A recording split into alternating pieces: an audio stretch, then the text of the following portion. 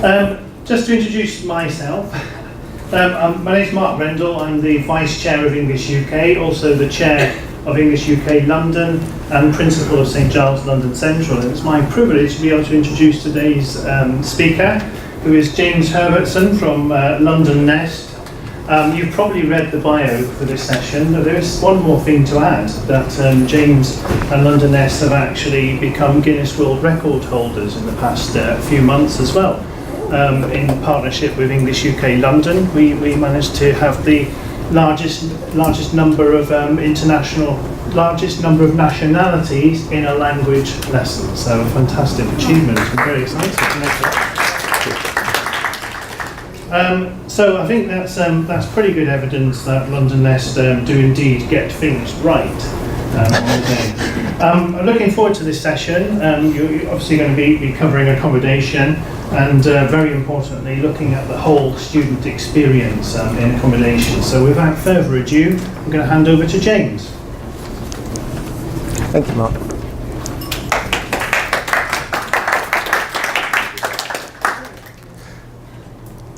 Thank you, Mark.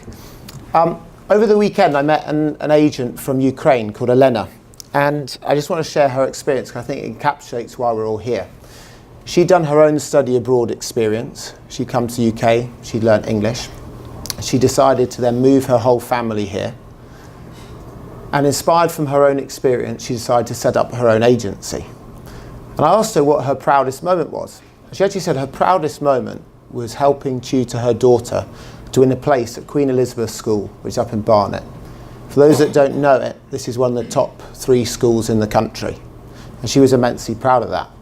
And for me, I think this really encapsulates that it's inspiring to see that people and agents, that not only they have their own experience studying, not only do they want their families to do well, but they want to inspire others to come to the UK. And I think that for me is why we're all here at StudyWorld. Thank you very much, Mark, for the introduction. Alongside setting up London Nest, I'm also Secretary of a charity. It's called Zimbabwe Rural Schools Development Programme. And together we create the foundations to transform people's lives. In the last 15 years, I started and later sold a language travel agency called Answer English. It's funny seeing a few of my old school partners here waving from the back. I also ran the sales and marketing of a group of 3 boutique language schools. And I co-founded London Nest, offering residencies and flat shares to people that would otherwise struggle to find accommodation here in London. So across the last 15 years, I helped over 10,000 students fulfill their dream of studying abroad. Just so I can get a picture, if you're a school, would you mind putting your hand up so I can know? Okay, great. If you're an agent? Okay. If you're an thank you. If you're an accommodation provider? Okay. And if there's anyone that thinks they should be in the Chinese briefing, then I think you're probably in the wrong place. So just head through the door there. Okay, great. As Mark said, this is a photo. I just thought I'd share it with you so you could see. So basically we wanted to do something special. As we all know that the UK, we've really struggled in the last few years in terms of attracting students to come here and the troubles with the pound. And so Mark said, could we help out this summer with the summer garden party?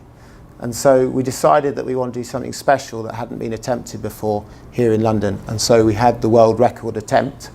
And here is the 57 different nationalities. They're the ones in the orange shirts. We're the organiser in the pink shirts. And we broke the world record, which was previously standing at 50. So the topic for today's seminar is accommodation, the importance of getting it right. Now, over the next 3 days, you're going to have probably around 40 formal meetings, countless informal ones, whether that's over a coffee or a drink in the bar. But what is often lost amongst the minutiae details, like how many students do you have in a class, how many minutes is in a language hour lesson, and that perennial classic that seems to come very quickly with some agents, how much is your commission level, is that losing of the why we got into what we did, and stories like Elena's. I think the challenge for me that we all know is that when you get accommodation right, then the experience can go very well for a student. But when accommodation goes wrong, for all the effort you've done in your schools, or in your counselling as agents, if the experience in the accommodation goes wrong, it can ruin the whole experience. I also know, speaking to many schools, that sometimes accommodation can be seen as a little bit of a necessary evil, a kind of dirty word. I know that for many that come from an academic point of background, that you probably weren't inspired to come into this industry by worrying about Juanito's accommodation needs. But if we get this wrong, then the whole course is put at jeopardy. We're today launching, and you'll all get a copy of it, a report that we call More Than Just a Room, which is all about how to engage millennials, give them a life-changing experience, and drive sales. There's a copy be given to any one of you here, so please feel free to make notes as we go along, but the whole report will detail things. In this seminar, we're going to cover off the new customer, how to approach different nationalities when choosing accommodation. We're going to look at some of the science behind it, and we're going to go through what I call the DREAM methodology, which is how to deconstruct the new customer, the resource you need to put in place for accommodation, how to engage with your students, the actions that you need to take, and then how to measure it at the end. My promise is to challenge your thinking when it comes to accommodation and how you can use accommodation to drive sales. If you wish to tweet during the event, then please use #StudyWorld, and my Twitter handle, if you're not already following me, is @James Herbertson. Over the last 5 years, it's been fair to say in the UK, for study abroad has been a very challenging time, where we've lost over 500,000 student weeks. But it's been great in the last few months to see, and talking to schools, how positive it's been. That the weak pound, and it's difficult to say that there's many positive things from Brexit, but the weak pound going from 1.4 now down to 1.08, losing over 20% of its value, has given a shot in the arm for the industry. And it's great. And we've noticed it ourselves at London Nest in terms of the number of bookings coming to London, and I think this is shared across the UK. But for me, this comes at a warning. I was doing some research today and I found an article by Stephen King, the economist, not the tragic novelist, whose article was entitled "Sliding Sterling is a Cause for Alarm, Not Celebration." What he talked about is the danger is that when the value of the pound goes down by as much as it has, that actually inefficient companies can get away. He was more talking of the manufacturing industry, that actually they can get more business by being complacent or not having quality products. Now, I'm not suggesting that for a second for the EFL industry, but what we've known is that when you come to buy accommodation in the UK, for the price of 1 week here, in London, in the UK in general, you can get often 3-4 weeks, even a month in the home country. So often we're perceived as being both expensive when it comes to accommodation, and sometimes the quality is perceived as average given the price people are paying. So I think the danger, the thing we need to recognise is that now we have an opportunity. Now that the pound has devalued, we can fix things in accommodation. So for when the currency goes up again, we can shift the demand curve and not have such shocks in our industry. So I wanted to talk about who is the new customer.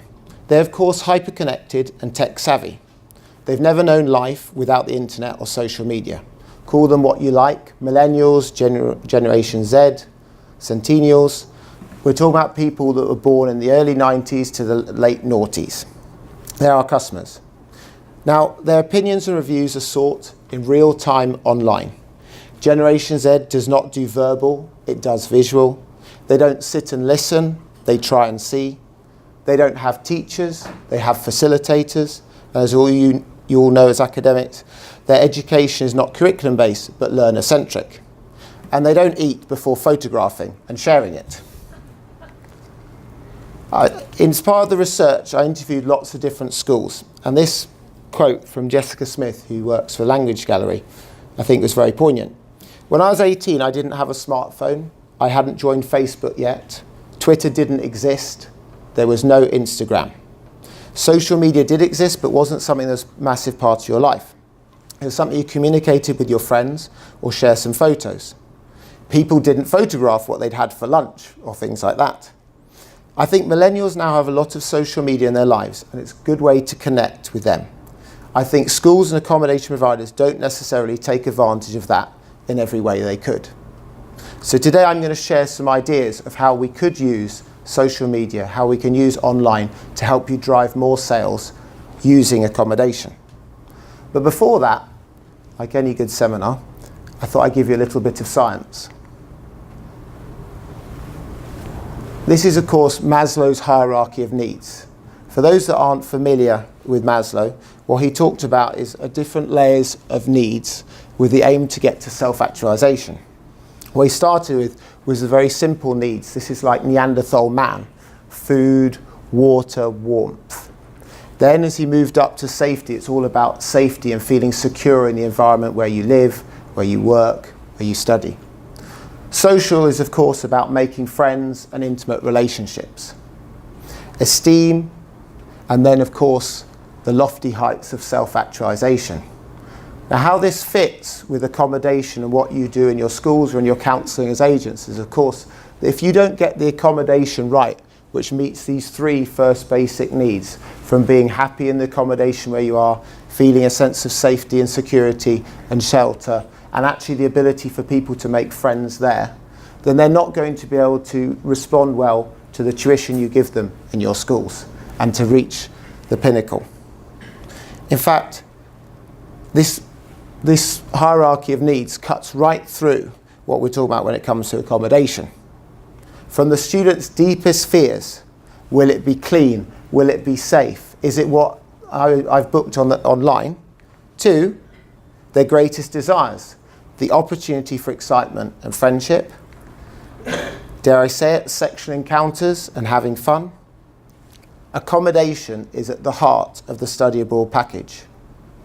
But of course, whether it's a good experience or a bad experience, it is shared online instantly, where bad reviews can come public very quickly and similarly good ones. And Generation Z can make a whole review, can turn into a whole series of followings for good and for bad. So we all know that small movements online can create big followings. So now we've established who this customer is, we need to answer, what are students looking for? So as this is a seminar, I'd very much like you to participate too, and I'd like to have some feedback from you. So what do you feel students are looking for? Please feel free, shout out. What's the most important thing for students?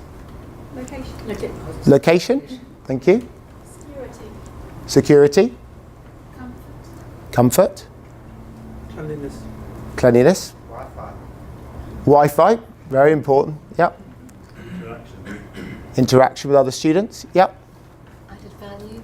Added value, in what sense?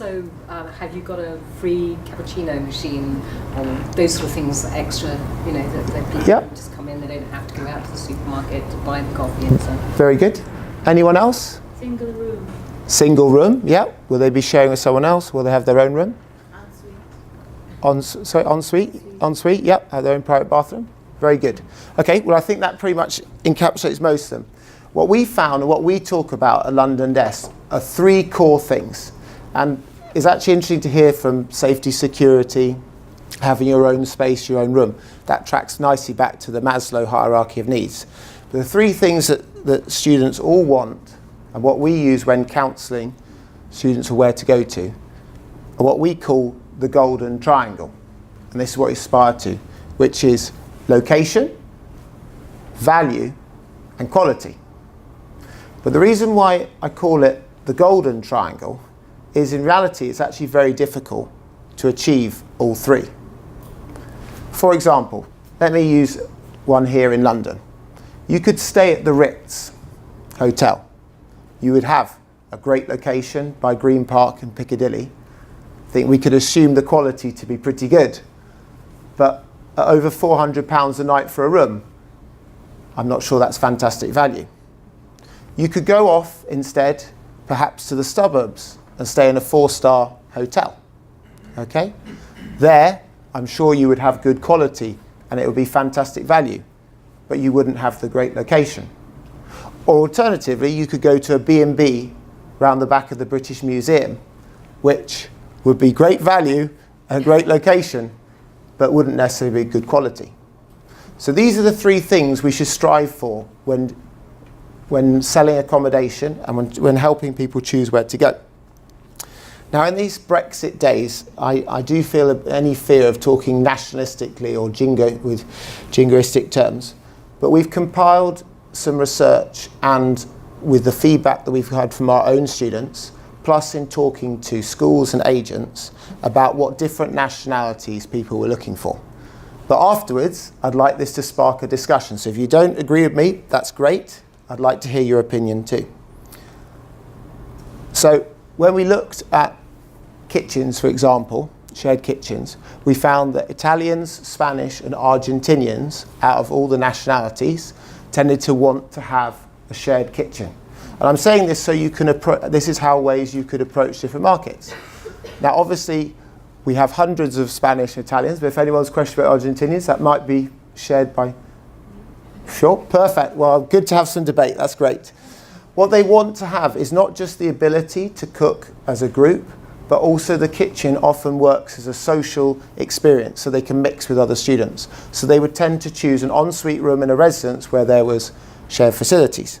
Interestingly, Spanish, I remember back to my days at Answer English, Spanish students often, if they didn't have, this is going back to the Becker's Mech period, if they did not have their own ensuite bathroom, they would choose another school as a result. Okay, so now in terms of location, and I'm talking about the distance that you might have to get to the tube or to get to the bus stop or what have you, it's quite interesting, is that I think for many people from the UK, walking 10 minutes to go to the tube or the bus, we would not consider much at all. But for, say, a Thai student that's coming from Bangkok, where the average temperature is 30 degrees or more, when they look at it on the map, it fills them with dread at the prospect of having to walk that far and be left in sweat. So for Thai students, it's very important, and agents, the location, but not just the location itself, how long it would take to get to the local transport.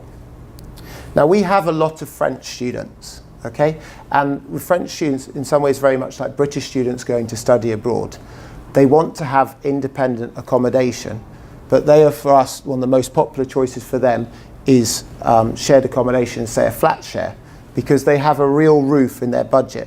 Most students probably have up to about £220 per week, which I know for schools outside of London might sound a hell of a lot, but in London, that doesn't get you that much. So they would tend to go for the flat share option over other nationalities. Americans, we've obviously seen them from frat party films and what have you, or American Pie. They tend to like the co-living space and to share together. And I think twin rooms for me is one of the most underexploited opportunities for accommodation in the sector. More often than not, schools choose not to mix two students together from different nationalities for fear of them not getting on. But from a commercial point of view, and I know there's some circumstantial evidence that people say from more price-conscious Russian students would like to share together to have that experience with someone else, that actually the twin rooms makes the most sense because you can keep the cost per customer down whilst at the same time making more money per room. So commercially, I think there's an opportunity there. For us, there's certain nationalities that were always after a deal, and as we said in that search, the Golden Triangle, we found that the Chinese, Brazilians and the Greeks, they often were looking for the most best value offer. Again, that's our own experience. And at the other end of the experience, of the scale is the Russian market, who wanted to have luxury, they wanted to have location, and they were often willing to pay the price for it. So that's our research, but I'd like to hear from you. So if you could turn to your neighbour, either on your left and right, I'd like you to discuss what do students and agents from different countries ask about accommodation. If you're an agent, I'm sure the schools that sat next to you would be very interested to hear from your own personal experience counselling in your particular market. So if we could spend the next 5 minutes just having a discussion amongst yourselves, and then Faustine will be wandering around with the microphone. I'd like to hear from a few of you. Okay? So what do students and agents from different countries ask about accommodation?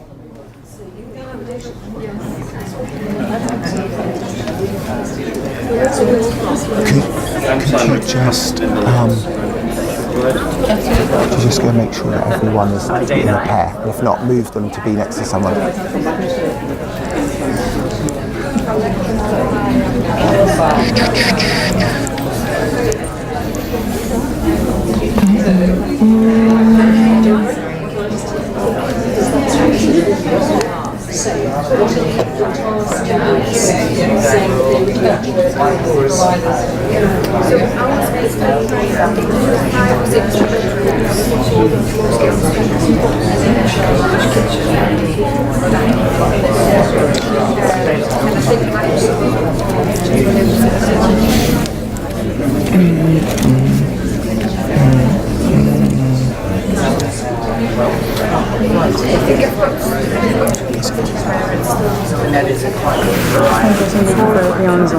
Okay, can they hear me at the back, do you think? Yes, it is. Is it clear?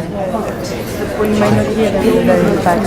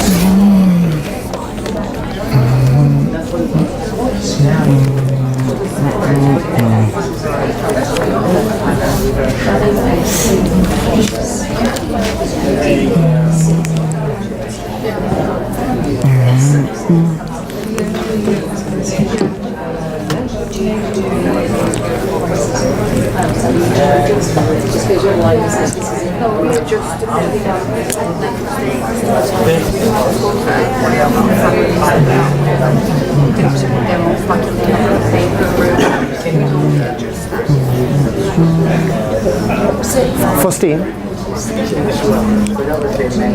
I don't know if maybe this couple want to be, I think they're together, maybe they want to share with someone else. Just check they're okay.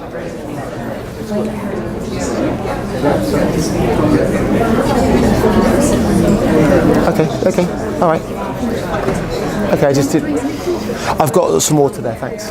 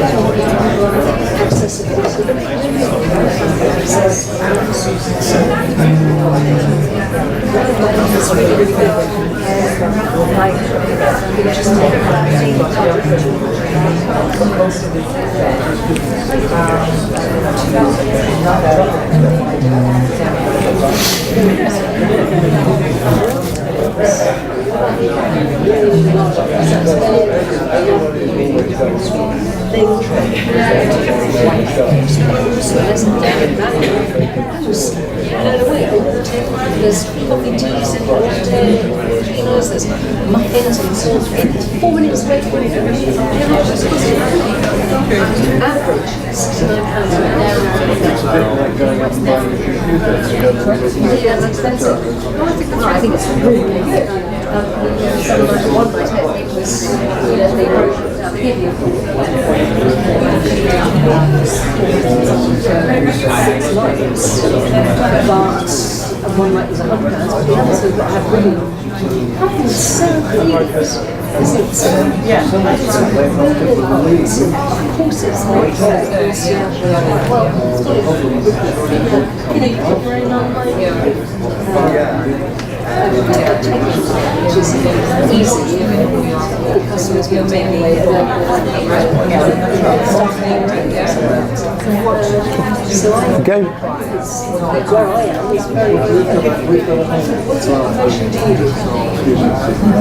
Easy booking? Is it dead easy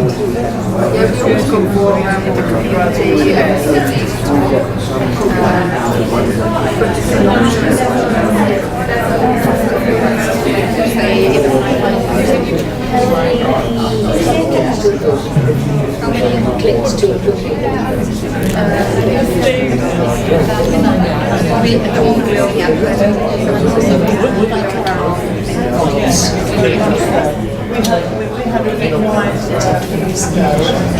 Okay, 30 more seconds and then I'll be asking you what your opinions are.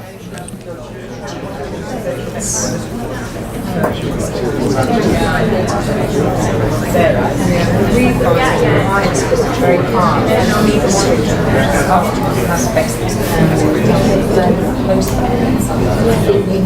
For us, do you have different languages with this booking.com? This is the thing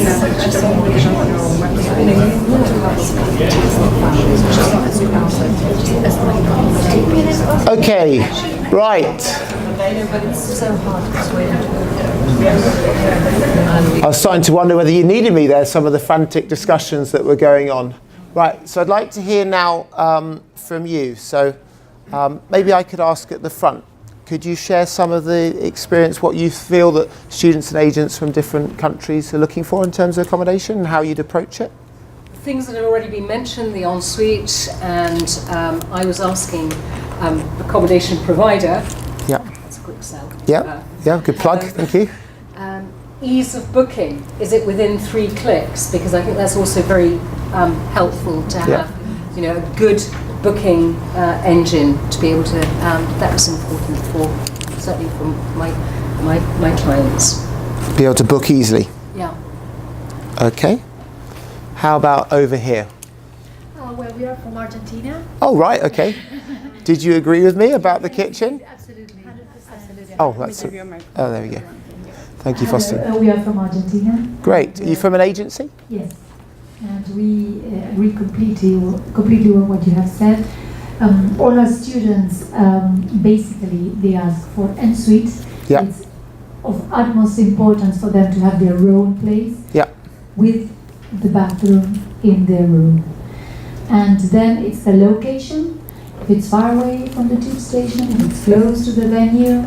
And regarding to the location, sometimes that is associated with safety because coming from so far away, things seem to be a little bit more, scary. Yeah. So basically, yes, we agreed about the accommodation and suite, and they are ready to pay a little more money because in itself, coming from Argentina to the United Kingdom, it's expensive. The air ticket is so expensive. Yeah. Sometimes it's more expensive than the actual course. So they're ready to pay a few more pounds for a good quality accommodation.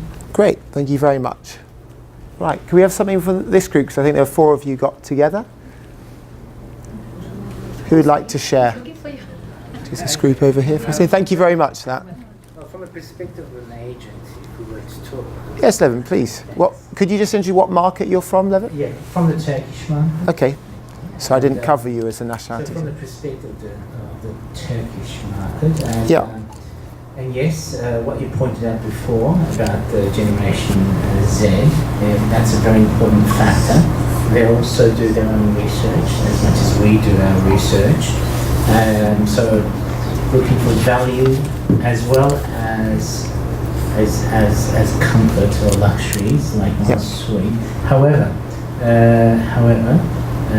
the market now it's a growing middle class market. Yeah. Earlier we used to have the wealthy students, and now we have the more experimental student market. So they're more than happy to do sharing and what have you to learn with the interaction, so long as they have reasonable amount of comfort, Yeah. location, but not as pertinent as say the Argentinian market because they don't mind travelling. But yes, they must have all the electronic and the whiz-bang gadgetry that should be or would be available. So what I'm trying to say is their needs and their desires are actually there's a huge spectrum. So it's good. It's more comfortable now to find them an accommodation. Okay. But yes, London or England is a very expensive market, and usually, relatively speaking, Yep. say to another country, it's poor in what they provide. It's a poor accommodation as to the price ratio. Yeah. In terms of value. Generally speaking. Okay. So that's what we found out in terms of the feedback. Okay. As opposed to America or anywhere else. Great. All right. Thank you, Levin. Do you want something to add, or? I don't really have much to add. I was just really genuinely asking about whether when we talk about host families, whether the requirement Yep. is the same, and really just saying how important it is to find, for us as providers, to actually direct the student towards the family that is going to be quality for them, Yeah. and quality experience. So depending really on what the student requires. Okay. Great. Thank you very much. Savine, do you want to share something? Maybe could you, Savine?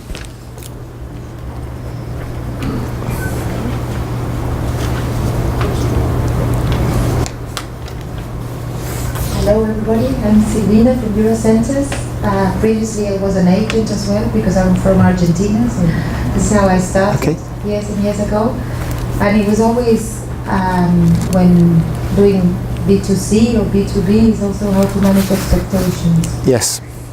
Not just from the student side, but also from whoever is delivering the service, because also we have to put it on the other side and what the host family thinks the student is going to do or behave, and then how there's some areas of conflict in the service as well. Okay.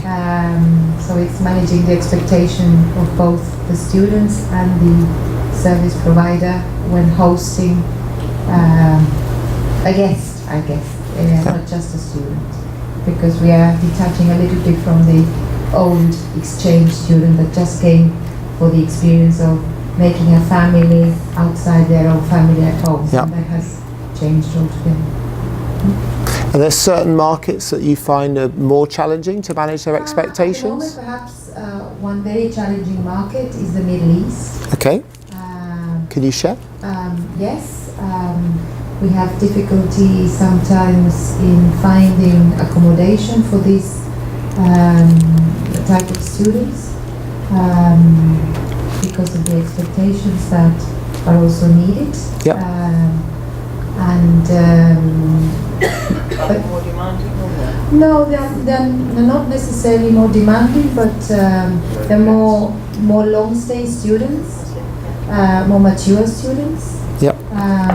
They have certain requirements to follow their traditions and religious faith, and sometimes Yep. it's harder to deliver that and find a family that is ready to adapt. So it's the other side that is also to be taken into consideration. Great. Thank you. Can we hear from someone perhaps from the back who would like to share? Glenn, do you want to share? I haven't got much more to add. It's probably great. So Vladimir, oh hello Vladimir. Hi James. So actually we experienced quite some difficulties with host families for past years, so it's more and more difficult to find really good host family that will suit students' needs. Okay. And so now we face, it's like a lottery, so 50-50 whether it's good or not. So I think schools has to be more careful in choosing host families and working on that.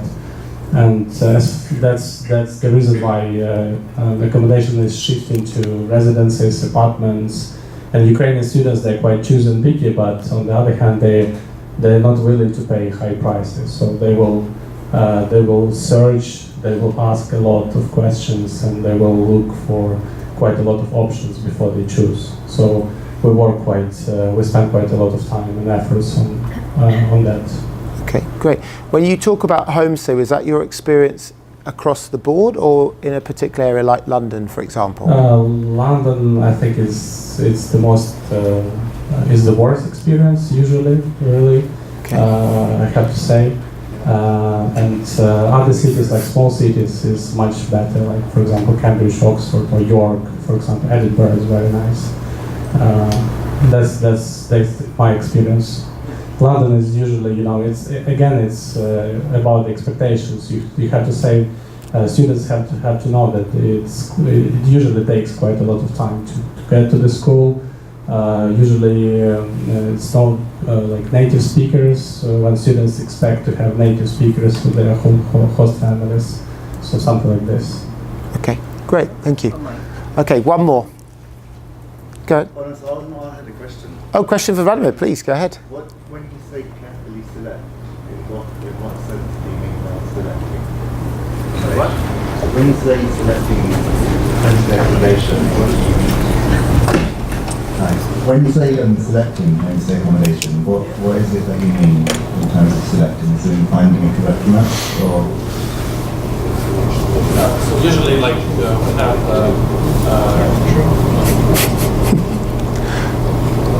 Really share microphones. So all the schools have accommodation registration form where they ask whether the students want smoking room, non-smoking room, dogs, pets, I don't know, other, for example, food, vegetable, vegetarians and others. But what we notice, especially in the hot season, when there are quite a lot of bookings, so schools couldn't match with this. And sometimes we see that schools even maybe they try, but it's difficult to match all these expectations, So that's why we need, I ask, we rely on schools because we can't choose homestays, so we rely on schools, and that schools work on that very carefully, and they select the host families, they check them carefully, they know what they offer, and etc. So that's my message, so that we can rely 100% and be sure the schools really know their host families. Okay, perfect. I think Kevin just wants one last word.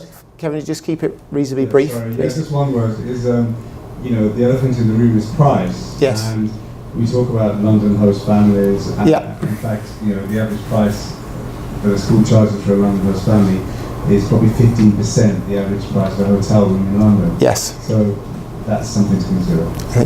Thank you, Kevin, and thank you everyone for your suggestions, for your thoughts as well. I think in resume, what we're saying is that we can't have a one-size-fits-all approach to accommodation, and clearly in different markets there's different motivators, and if you want to grow particular markets, you therefore need to look at what the demands and needs and wants are for each individual market, not just one broad brush stroke. Right, thank you. So now that we understand what they want, is how to apply this to driving sales. So as I mentioned before, we've got a 5-step process that will be detailed in the report, which is under the DREAM mnemonic. D is for deconstructing the new customer. And there's 4 stages for me of the buying decision. There's the inspiration to come on a study abroad, to take a course.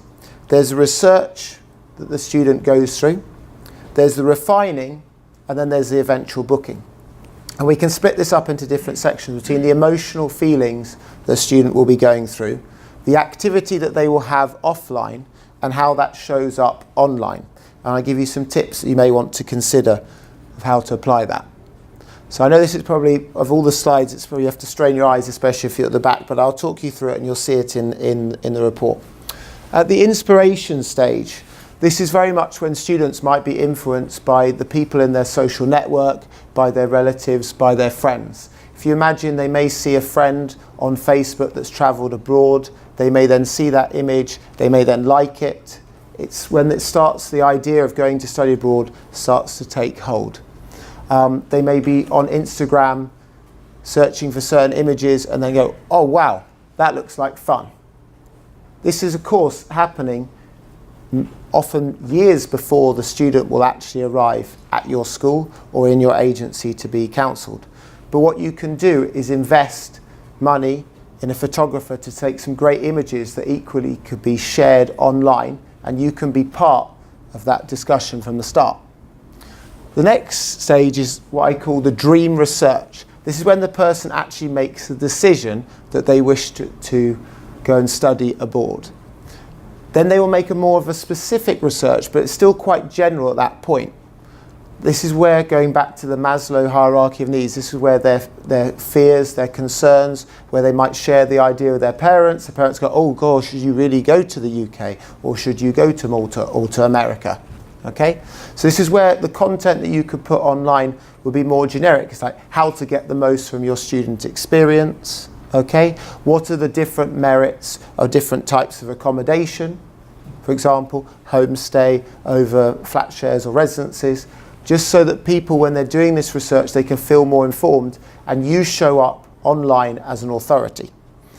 Now we get on to the real business end, is where you've got the refining of the research. This is when they're likely to come onto your specific homepage, whether they're refining what they're actually looking for, where they're discussing it with their close friends and family, they're perhaps sharing it with them.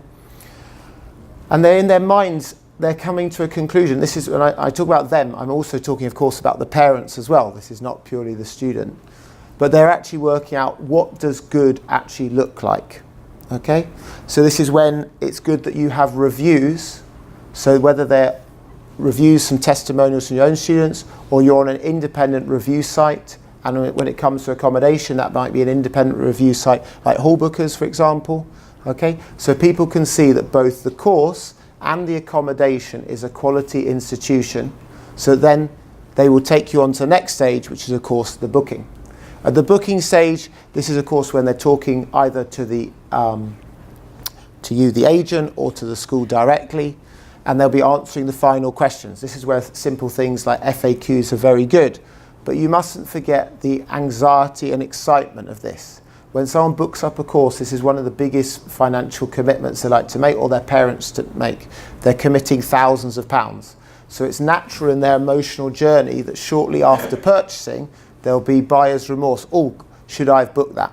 So we'll come on to later about that it's good that you can use the internet, social media, to actually counteract that feeling, so you take that emotion and the excitement of going the whole way through to the booking.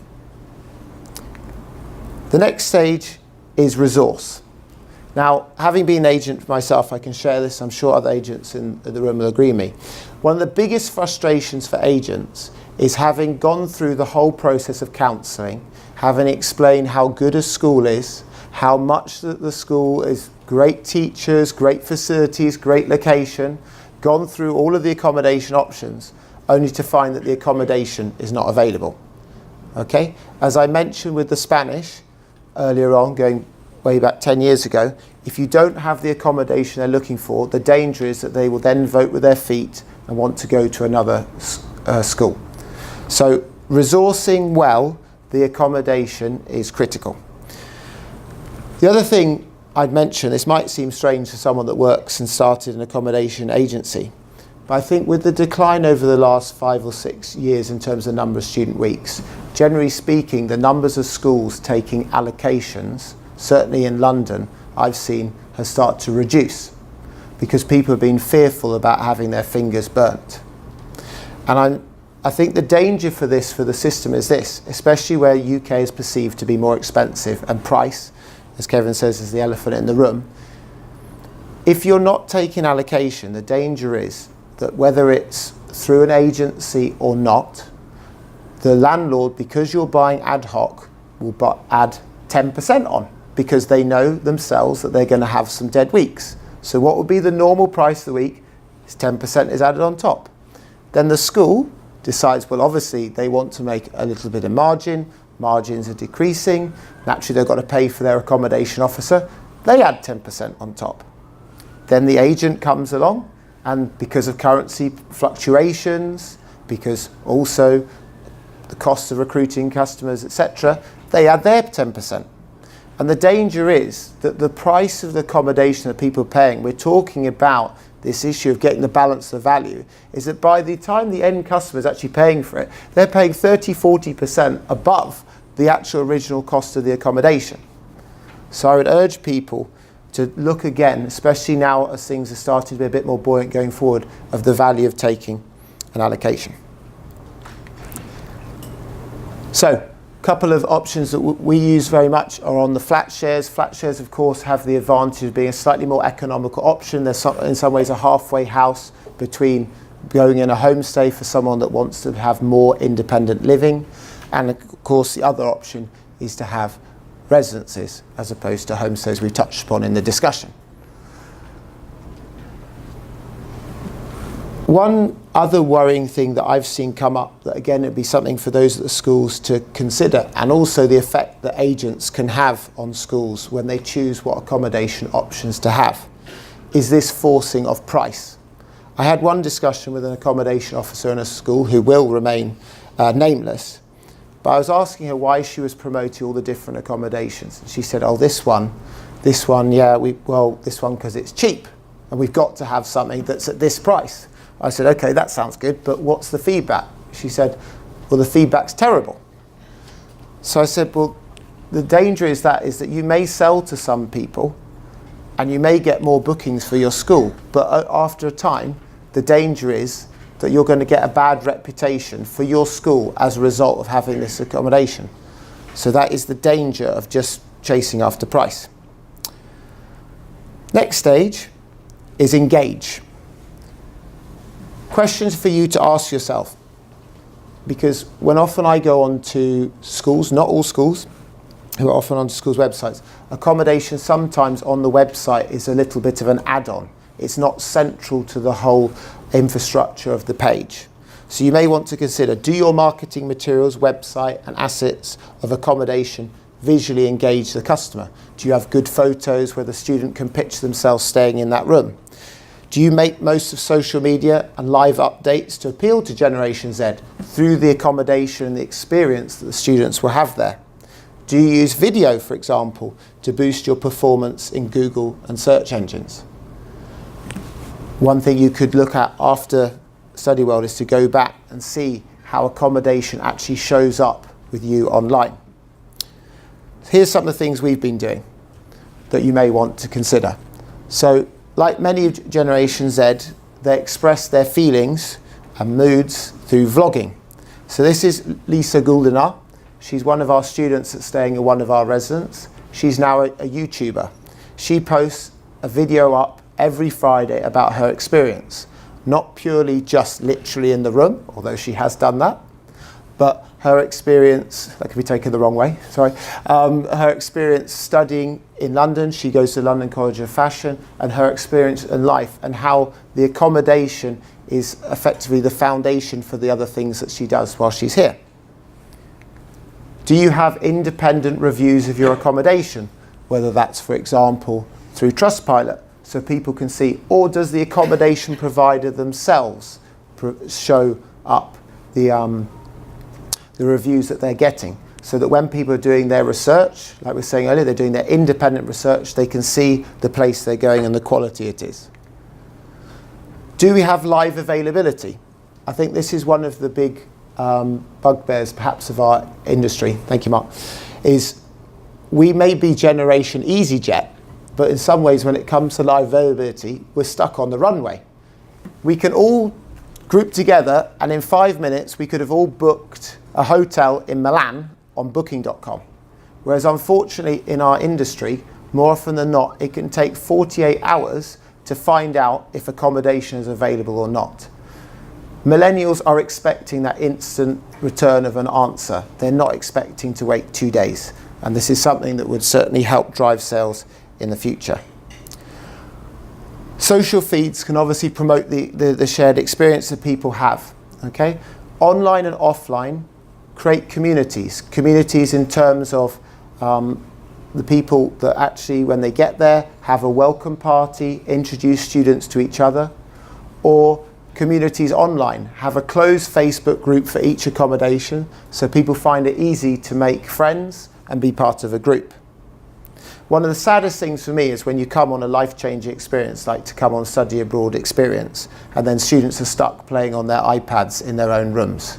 And this is the danger of the isolation that can happen with the single ensuite rooms. So have students on site to welcome parties, organise activities. Also, we've done more cerebral things like how to do your CV, how to communicate confidently through dramatic techniques. Take action. Action for me includes not just the sales process, but of course, post-sales, when I was talking about the emotional journey, on the arrival day, during the stay, and departure.